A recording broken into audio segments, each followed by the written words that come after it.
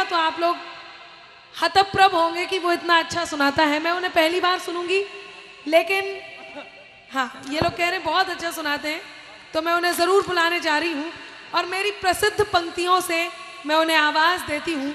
मुझे आप में से किसी ने कहा कि ये पंक्तियाँ आपकी ज़रूर सुननी है, तो मैं उन पंक्तियों से आवाज़ देती हूँ। आप सब तैयार रहें, ताली ज़रूर बजाएं ताकि उनका हौसला बढ़े। पंक्तियाँ निवेदित करती हूँ और बुलाती हूँ नमन जी को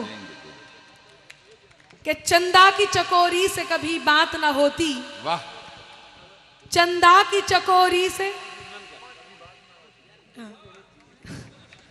अब याद आया इन्हें। मैं मेरा गला थोड़ा बैठ रहा है, वरना मैं इसे तरन्नुम में सुना करके बुलाती कि चंदा की चकोरी से कभी बात न होती। वाह।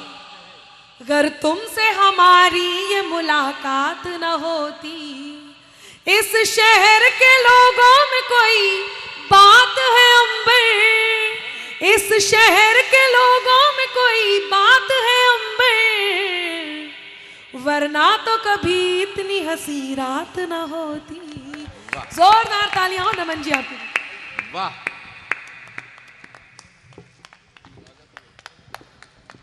मैं गुस्ताखी के लिए माफी चाहूंगा। हाँ, बिल्कुल फुल साइज कर लो, कोई दिक्कत नहीं।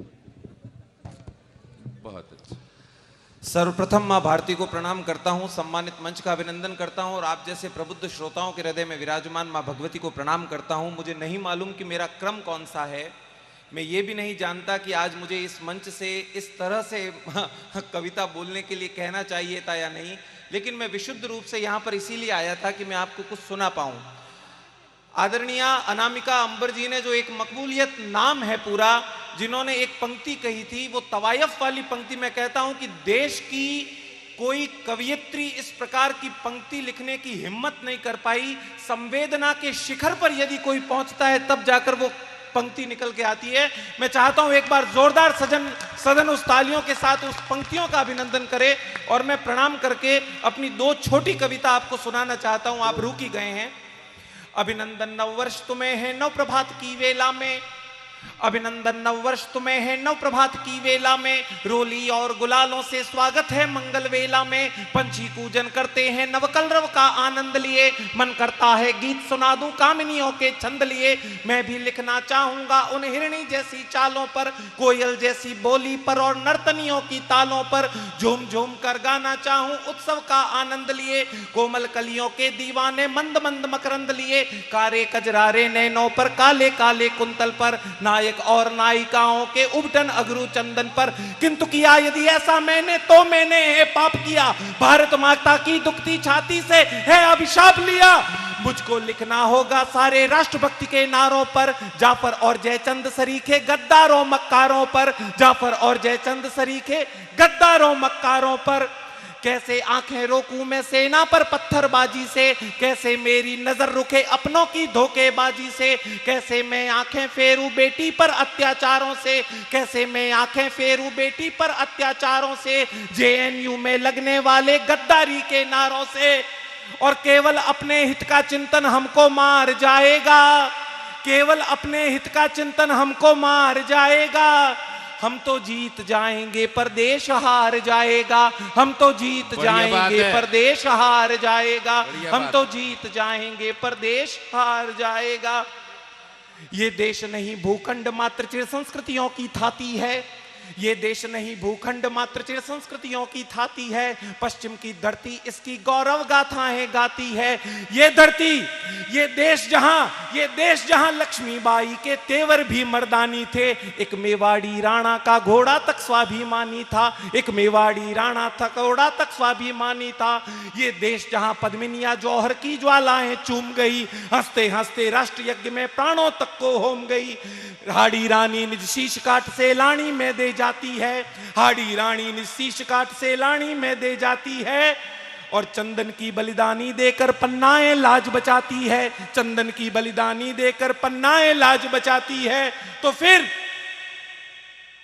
भारत के वैभव से कोई कैसे पार पाएगा, हम तो जीत जाएंगे पर देश हार जाएगा, हम तो जीत जाएंगे पर देश हार जाएगा।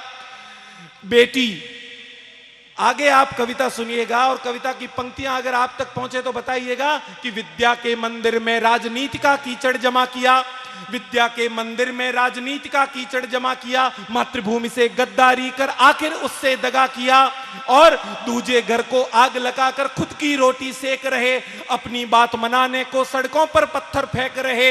ये कलाम का देश है तो फिर इसको वो ऊंचाई दो, स्वप्न संजोया था विवेक ने उसको वो तरुणाई दो। और अपने अपने झंडों के रंगों को जो चमकाओगे, अपने अपने झंडों के रंगों को जो चमकाओगे, कहो तिरंगे की गरिमा को कैसे यहां बचाओगे, कहो तिरंगे की गरिमा को कैसे यहां पहुंचाओगे। और अंतिम पंक्ति यहां तक पहुंचे कि मंगल पर पहुंचे पर घर का दंगल मार जाएगा, मंगल पर पहुंचे पर घर का दंगल मार जाएगा। हम तो जीत जाएंगे पर देश हार जाएगा। और मेरी जो कविता, मेरी पूजा है, केवल 1 मिनट की कविता मैं आपके चरणों में रखता हूं। और बहन अनामिका अंबर संवेदना का नाम है और मैंने जीवन में इससे बढ़िया कोई कविता नहीं लिखी, केवल एक भूमिका कि मैंने देखा कि जयपुर के अंदर माननीय मुख्य न्यायाधीश तक वृद्धाश्रम में रह रहे हैं, इस राज्य के मुख्य न्यायाधीश तक वृद्धाश्रम में रह रहे हैं।